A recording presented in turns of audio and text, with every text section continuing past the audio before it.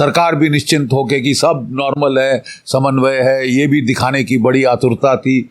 तो बोले साहब सब शांति है, पूर्ण रूपेण शांति है। लेकिन कश्मीर वादी में ट्रूप डेंसिटी बहुत थी। यहाँ ट्रूप डेंसिटी, जैसे मैं एक मिसाल देता हूँ, जब मैं वहाँ कमांड कर रहा था मेरे साथ 18 पलटने थे। मेरे जाने के 3, 4, 5 साल बाद, 7 साल बाद वो वहाँ 7 पलटने रह गई, आधी से भी कम। यूनिफॉर्म फोर्स पूरा 2020 में उठा लिया गया और लद्दाख भेज दिया गया। पूरी जगह जो पीर पंजाल के साउथ है, ट्रूप डेंसिटी कम करी, एक चीज। दूसरा, हमारी फौज में भी एक तबका है और हमारी ब्यूरोक्रेसी और अकाउंटेंट्स में एक और बड़ा तबका है कि भारत की फौज जरूरत से ज्यादा बड़ी है, बेवजह तनख्वाह खा रहे हैं सिपाही, इनको घर भेजना चाहिए, ये फौज की नफरी कम करनी चाहिए। ये एक अजीबो गरीब सिद्धांत है, मेरे को तो आज तक इसकी समझ नहीं आई। ये बेसिर पैर बेतुका सिद्धांत है, क्योंकि इससे देश का नुकसान हो सकता है। कैसे? आप, बहुत अच्छा सवाल, वेरी गुड क्वेश्चन। कैसे? कोविड के दौरान क्या आप जानती हैं, बहुत कम लोग जानते हैं कि हमारी फौज में सब भर्ती बंद कर दी गई, इस बिना पर कि साहब हम इन्फेक्शन फौज में नहीं लाना चाहते, हम फौज को बीमार नहीं करना चाहते। गुड। हर साल 60,000 लड़के हमारे रिटायर होते हैं। 3 साल फौज रिटायर नहीं हुई, फौज में कोई भर्ती नहीं हुई। 3 साल, यानी 60 × 3, 60 × 3, 1,80,000 से भारतीय फौज की नफरी आपने बगैर कुछ किए आपने कम कर दी कि साहब फौज की क्या जरूरत, फालतू हमको थूक लगा रहे हैं, खर्चा कर रहे हैं, मरी जा रही। अरे ये क्या, मुझे तो ये कुछ तुक समझ नहीं आया। देखिए साहब, आपकी तमाम लड़ाई पहाड़ों में, चीन के खिलाफ आपको ऊंचे पहाड़ों में लड़ना पड़ेगा, पाकिस्तान के बरखिलाफ आपको कश्मीर, जम्मू कश्मीर में लड़ना पड़ेगा, पीओके में लड़ना पड़ेगा, वो सब वो कई एल्टीट्यूड एरिया, हिली फॉरेस्टेड एरिया, जहां की ट्रूप्स, वो कहते हैं माउंटेन्स ईट अप ट्रूप्स, खा जाते हैं कि कहाँ गए बंदे पता नहीं चलता। जमीन पे आपको मैदान में हमला करना है तो आपको सुपीरियरिटी चाहिए 1:3। पहाड़ में हमला करना है, सुपीरियरिटी चाहिए 10:1, यानी एक आदमी को निकालने के लिए 10 बंदे चाहिए। यहाँ ऐसे माहौल में कि अमेरिका ट्रूप्स कम कर रहा है, अमेरिका कितने तेज दिमाग के हैं, वो टेक्नोलॉजी इस्तेमाल कर रहे हैं, हम ही बेवकूफ हैं जो सिपाहियों के ऊपर डिपेंडेंट हैं। कहीं ना कहीं आप ये बात ये जाहिर करती है कि सरकार सिपाहियों के प्रति इतना ध्यान नहीं दे रही है। ध्यान नहीं दे रही, एक कॉन्सेप्ट उनके मन में आ गया है कि मैन पावर की जरूरत नहीं, टेक्नोलॉजी की जरूरत है। ठीक है साहब, आपके सामने एक ट्रेलर चल रहा है रशिया यूक्रेन वॉर, जिससे साफ जाहिर है कि आपको टेक्नोलॉजी के साथ साथ मैन पावर की भारी जरूरत।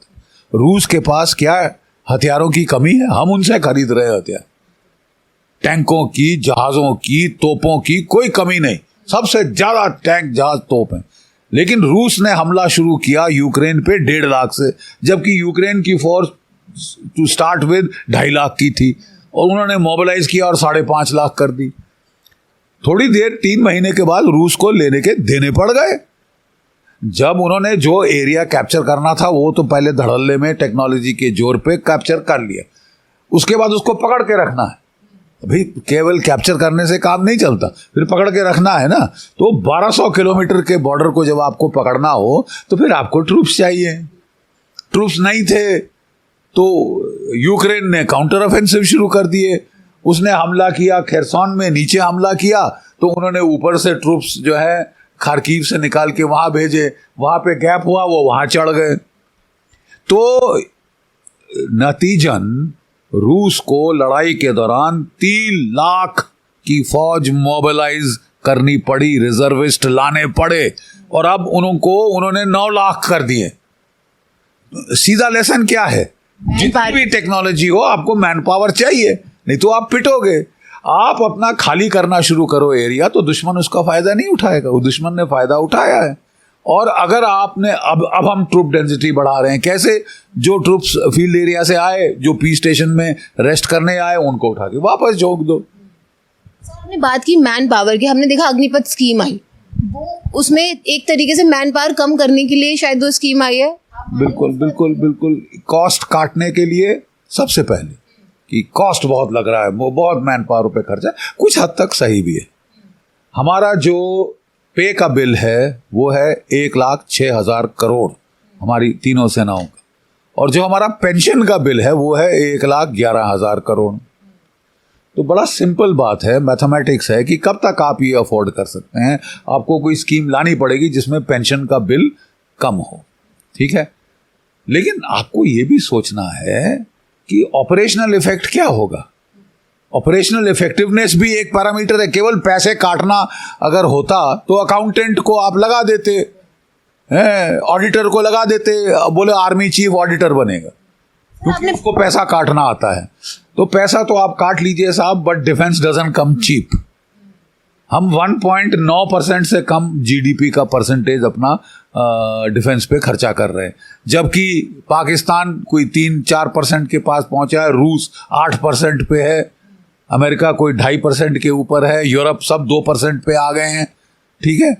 तो आपको जीडीपी का जो है प्रोपोर्शन बढ़ाना पड़ेगा। अभी there is no getting away, there is no getting away कि हम बड़ी कंजूसी करेंगे साहब, बड़े चतुर लोग हैं, हम तो फौज ही काट देंगे। तो फिर आपको वो होगा जो रजौरी, पुंछ और रियासी में हो रहा है। आप गैप खोलेंगे, वो आके उसमें फायदा उठाएगा।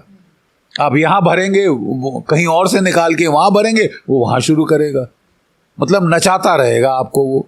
पाकिस्तान ने कोई अग्निवीर स्कीम नहीं करी, पाकिस्तान ने कुछ ऐसा नहीं किया। फटीचर इकोनॉमी है, मरे जा रहे हैं, ठीक है। लेकिन जिसे ये जो अग्निवीर स्कीम है, इसको बहुत जल्दबाजी में, मेरा व्यक्तिगत मेरी ओपिनियन है कि बहुत जल्दबाजी में किया गया। नॉर्मली इतने बड़े बदलाव के पहले एक पायलट स्कीम ट्राई आउट की जाती है, ट्रायल किया जाता है। अब घोड़े पर चढ़ के थोड़ी ना ये बदल दो बदल दो बदल दो। इसी मैं कहना ये चाहता हूं कि देखिए, army was one institution which was delivering. बताइए कौन सी लड़ाई हारी? तो अंग्रेजी में कहावत है, if it ant broke don't fix it. अगर कोई चीज टूटी नहीं है उसको रिपेयर मत शुरू कर दीजिए। आपने पुलिस में आपको कोई रिफॉर्म की जरूरत नहीं लगी, ना आईएएस में, ना बाकी सर्विसेज में। केवल एक फौज के पीछे हाथ धो के सब लोग पड़ गए हैं कि इसको चेंज करो चेंज करो चेंज करो। क्या आप तो ऐसे बात कर रहे हैं जैसे कि ये हमने 10 लड़ाइयाँ हारी, अब चेंज की बड़ी ज़रूरत है। और चेंज वो लोग करें जिनको कुछ पता है ना फौज के बारे में, लेकिन अब हर कोई एक्सपर्ट बन रहा है।